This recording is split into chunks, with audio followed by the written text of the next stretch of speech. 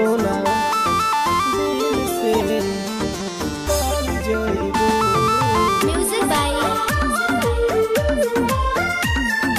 Arvind Raj.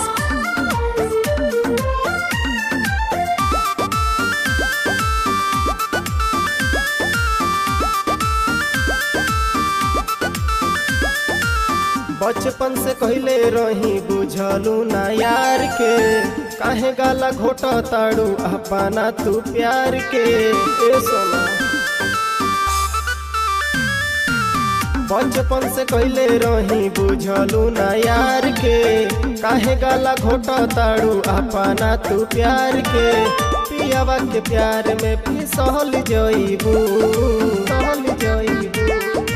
ए सोना दिल से निकल जाइबू, होलिया में छोड़ के तू चल जाइबू।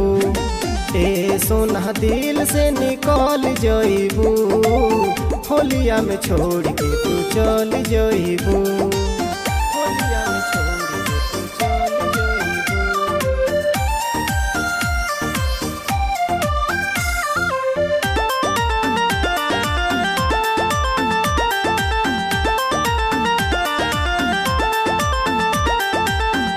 रानी तोहरा से प्यार कैनी हम दिल जान से, काहे खेला खेल गइलू हमरा यार मान से। काहे हो तोहरा के आपन मननी हो, धोखा तू देबू ना जननी हो। तू ना कतही सुकून पैबू, सुकून पैबू।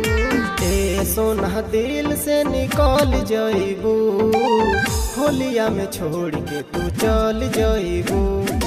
ए सोना दिल से निकल जाइबू, होलिया में छोड़ के तू चल जाइबू।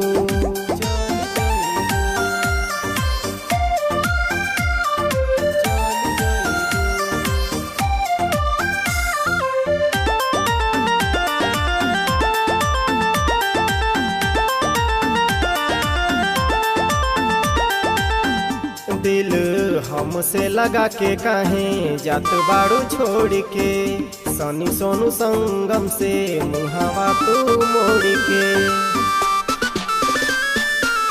तोहरा के रानी भुला दे हम, दिलवा से नमावा मिटा दे हम। बबलू के चित से उतर जाइबू,